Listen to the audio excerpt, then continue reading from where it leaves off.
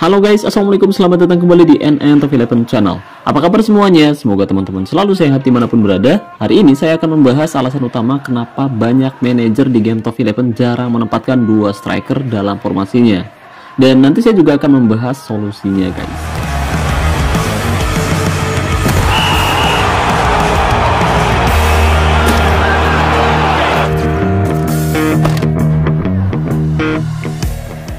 Oke guys, jadi jika kita perhatikan dalam 1 tahun terakhir, ternyata banyak sekali dari teman-teman khususnya yang sudah berpengalaman jarang sekali menempatkan dua striker dalam susunan formasinya. Rata-rata mereka hanya menempatkan satu striker atau bahkan bermain tanpa striker murni sama sekali. Kira-kira ada yang tahu nggak alasannya kenapa? Nah, buat teman-teman yang sudah tahu dan sudah paham alasannya kenapa, coba tinggalkan pendapat kalian di kolom komentar video ini. Siapa tahu komentar dari teman-teman bisa bermanfaat untuk saya dan untuk teman-teman lain yang kebetulan membacanya. Oke, tapi sebelum kita membahas lebih jauh, buat teman-teman yang kebetulan belum mendukung channel ini, jika berkenan kamu bisa terus mendukung saya dengan cara klik tombol like, subscribe, dan aktifkan juga notifikasinya agar teman-teman selalu tahu update terbaru dari NN Top 11 Channel. Oh iya, dan saya ingatkan lagi buat teman-teman khususnya para sultan yang berencana top up untuk memperkuat timnya di awal musim nanti, saya rekomendasikan teman-teman top up di Instagramnya Kiano Store. Jadi di sana tuh menjual token dengan harga yang lebih murah dan yang pasti amanah. Dan di sana juga bisa unlock sponsor spesial premium atau bisa juga unlock kartu bulanan dengan harga yang lebih terjangkau guys. Lalu untuk cara top upnya juga mudah guys. Nanti kamu bisa top up via ID Top 11 atau juga bisa top up via login. Jadi tunggu apa lagi nih? Khusus buat para sultan yang berencana top up untuk memperkuat timnya, top up aja langsung di Instagramnya Kiano Store. Linknya ada pada deskripsi video ini ya guys. Terima kasih.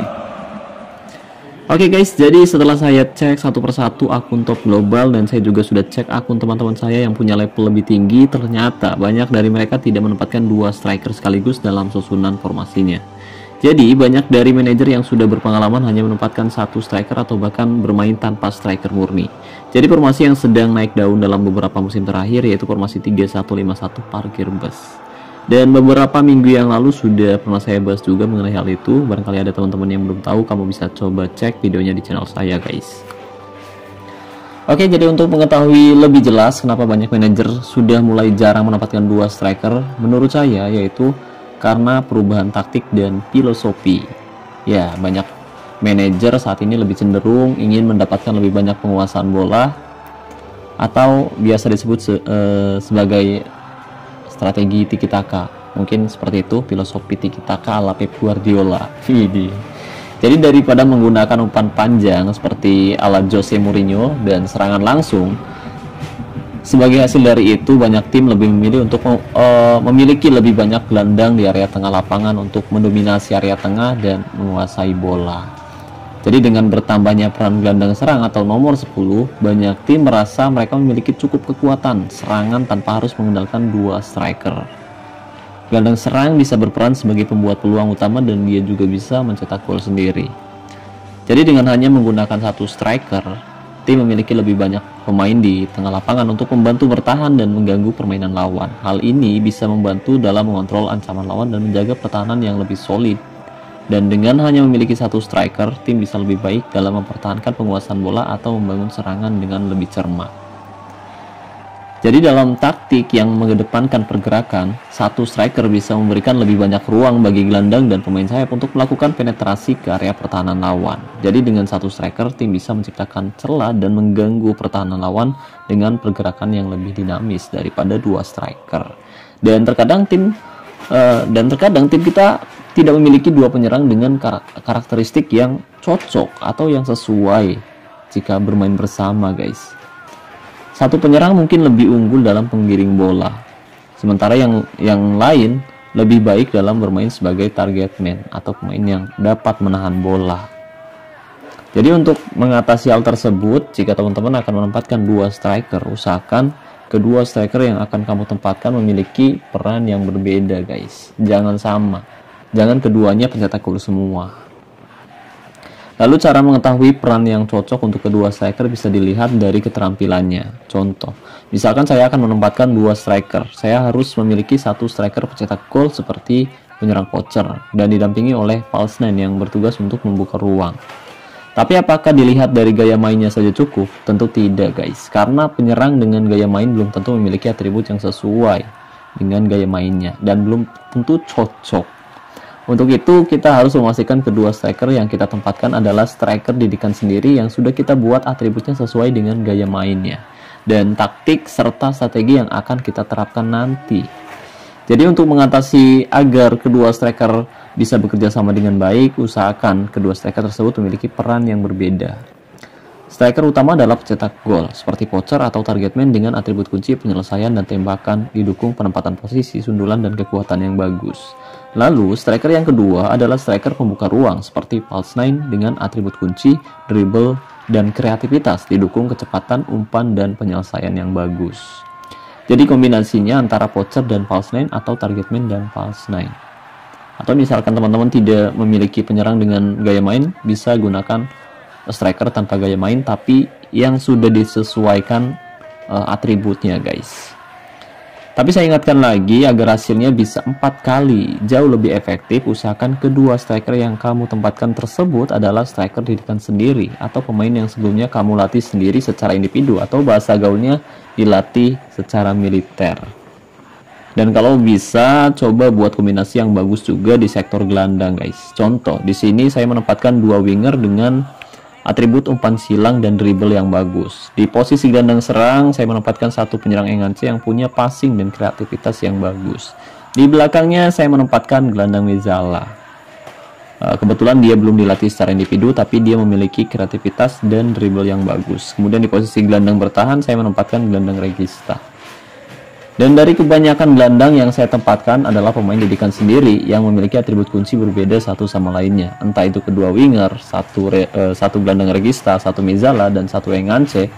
Itu adalah gelandang yang sudah saya latih secara individu, kecuali Mezzala. Kecuali Mezzala, dia belum dilatih secara individu karena dia baru berproses. Rencananya mau dilatih musim depan. Jadi setiap pemain memiliki peran yang berbeda.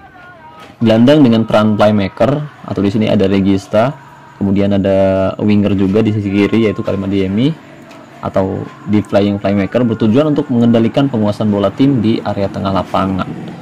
Mereka memiliki visi permainan yang baik dan kemampuan dalam memberikan umpan-umpan akurat untuk membangun serangan dari belakang guys. Gelandang serang atau nomor 10 bertujuan untuk menjadi sumber kreativitas tim. Mereka memiliki peran dalam menciptakan peluang dengan umpan-umpannya yang akurat, dribble, dan dia juga memiliki tembakan jarak jauh yang efektif. Gelandang dengan kemampuan ofensif dan mencetak gol diharapkan untuk memberikan dukungan di lini serangan guys. Mereka bisa menciptakan peluang gol atau mencetak gol sendiri. Gelandang dengan kemampuan dribble yang baik dan punya kecepatan dapat bertindak sebagai pemecah pertahanan lawan. Mereka berusaha untuk menembus lini pertahanan lawan dan menciptakan ruang bagi penyerang kita guys. Di sini ada Mohamed Saleh yang punya kecepatan di atas rata-rata pemain yang saya miliki. Kemudian gelandang dengan kemampuan umpan panjang yang luar biasa dapat memberikan opsi dalam menyerang dengan cepat dari belakang. Di sini saya punya 2 pemain dengan atribut umpan panjang yang bagus, yaitu Mohamed Saleh dan juga Karim Adeyemi. Jadi dengan umpan panjang mereka bisa menghancurkan pertahanan lawan dan membuka celah, apalagi jika di depan ada target man. Udah pasti kocar-kacir di pertahanan lawan kita guys. Gelandang bertahan di sini saya tempatkan juga ya, gelandang Regista, karena saya tidak punya opsi lain. Tujuannya untuk memberikan stabilitas di lini tengah dan membantu pertahanan tim saya guys. Dia dapat melakukan pekerjaan yang cukup keras dalam merebut bola kembali dari lawan dan mengganggu permainan lawan di area tengah. Beberapa gelandang memiliki kemampuan untuk mengontrol tempo permainan. Mereka bisa memperlambat atau mempercepat permainan sesuai dengan kebutuhan tim kita dan situasi dalam pertandingan. Penggunaan gelandang dengan peran yang berbeda memberikan variasi dalam tim kita guys. Dengan menggabungkan karakteristik beragam ini, tim kita dapat mengembangkan strategi yang sesuai dengan gaya bermain dan tujuan kita di setiap pertandingannya. Jadi dengan kombinasi tersebut, tim saya musim lalu sukses meraih quadruple, dan musim ini untuk sementara tim saya masih duduk di puncak klasemen liga, duduk di posisi 1 klasemen grup B di Liga Champion dan berhasil lolos ke babak 16 besar kompetisi cup. Tapi penting untuk diingat bahwa keputusan tentang jumlah striker yang digunakan dalam sebuah tim adalah hasil dari evaluasi yang kompleks tentang berbagai faktor. serta visi dan strategi pelatih atau kita sendiri. Tidak ada satupun pendekatan tunggal yang sesuai untuk semua situasi, guys. Dan keputusan tersebut bisa berubah seiring berjalannya waktu dan sesuai dengan strategi yang akan diterapkan oleh teman-teman nanti. Oke, jadi mungkin itu saja yang bisa saya bahas kali ini. Barangkali ada teman-teman yang mau menambahkan beberapa kemungkinan kenapa banyak manajer berpengalaman jarang menempatkan 2 striker. Kamu bisa tinggalkan komentar di bawah video ini. Dan terima kasih juga untuk teman-teman yang telah menonton video ini sampai selesai. Jika suka like, jika tidak suka dislike. Dan saya ucapkan terima kasih banyak untuk membership NNTV Weapon. Terima kasih untuk partnership NNTV Weapon yaitu Kiano Store.